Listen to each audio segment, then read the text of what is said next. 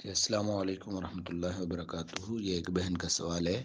وہ کہتی ہے کہ میں جب قرآن مجید پڑھتی ہوں، ترجمے کے ساتھ پڑھتی ہوں، تو اس وقت میرے ذہن میں عجیب عجیب سے خیالات وسوسے آتے ہیں، سوالات اٹھتے ہیں کہ اگر یہ ایسا نہ ہوتا تو ایسا ہوتا تو کیا ہوتا۔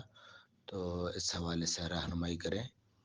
جی، اس طرح کے جو سوالات ہیں یا وسوسے ہیں، یقیناً یہ شیطان کی طرف سے ہوتے ہیں۔ اس میں ایک کام جو کرنے والا ہے وہ یہ ہے کہ جس طرح کے صحیح حدیث کے اندر موجود ہے، صحیح مسلم کے اندر حدیث ہے کہ اللہ کے رسول صلی اللہ علیہ وسلم نے ارشاد فرمایا کہ بعض اوقات ایک انسان کے پاس شیطان آتا ہے اور وہ اس سے سوال کرتا ہے کہ آسمان کو کس نے پیدا کیا؟ وہ بندہ کہتا ہے اللہ نے۔ پھر وہ سوال کرتا ہے کہ زمین کو کس نے پیدا کیا؟ وہ کہتا ہے اللہ نے۔ تو اس طرح سوال کرتا رہتا ہے۔ تو پھر وہ شیطان اس سے یہ سوال کرتا ہے تو پھر اللہ کو کس نے پیدا کیا ہے؟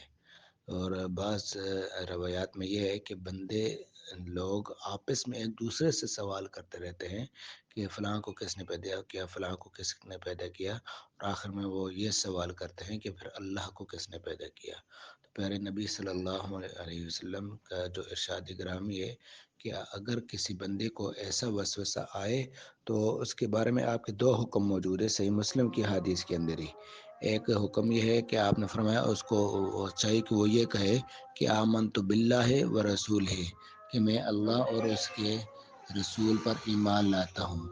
اور دوسرا ایک اور روایت کے اندر یہ ہے کہ آپ نے فرمایا کہ فلیستعذ باللہ من الشیطان، کہ وہ شیطان سے اللہ کی پناہ طلب کرے۔ تو ہمیں بھی چاہیے کہ اگر آپ کو ترجمہ پڑھتے ہوئے اس طرح کے کوئی وسوسے آ رہے ہیں یا دین سے متعلقہ کوئی بھی وسوسے ہیں، تو ایسی صورت میں آپ کو تعوذ پڑھنا چاہیے اور اللہ پر پختہ یقین رکھنا چاہیے۔ یہ نمبر ایک بات ہے۔ نمبر دو بات یہ ہے کہ بعض اوقات دین کے اندر کچھ مسائل یا کچھ باتیں ایسی ہوتی ہیں جو فی الوقت ہماری عقل یا ہمارے ذہن میں نہیں آ رہی ہوتی، کیونکہ ہمارے ذہن ہماری عقل محدود ہے، جبکہ اللہ کا نظام غیر محدود ہے۔ تو وہ بسا اوقات ہمارے ذہن میں اس کی وہ بات نہیں بیٹھ رہی ہوتی، تو ہم یہ اپنے ذہن اور اپنی عقل کے مطابق سوچ رہے ہوتے ہیں کہ یہ ایسا ہو جاتا تو پھر زیادہ اچھا ہوتا ہے، یا یہ ایسا نہ ہوتا تو اور زیادہ اچھا ہوتا ہے، جبکہ اس کی حکمتیں اس کے بنانے والے کو ہی پتہ ہے کہ وہ کام اس نے کیوں ایسا کیا ہے، یا اس کو ہی پتہ ہے، وہ زیادہ حکمتیں جانتا ہے۔ ہماری سوچ، ہماری عقل، ہماری فکر یہ محدود ہے۔ تو لہٰذا اس کے بارے میں اگر اس طرح کا کوئی سوال ذہن میں آتا بھی ہے تو آپ یہ سوچ کر کے اس کو چھوڑ دیں کہ اس کے اندر کوئی ایسی حکمتیں موجود ہیں جو صرف اللہ ہی جانتا ہے۔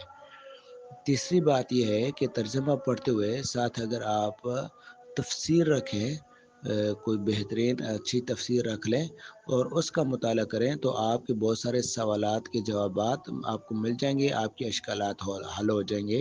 اور اس وقت اردو تفاسیر میں جو سب سے بہترین تفسیر ہے میرے ہاں، وہ ہے مولانا عبدالسلام بٹوی صاحب کی۔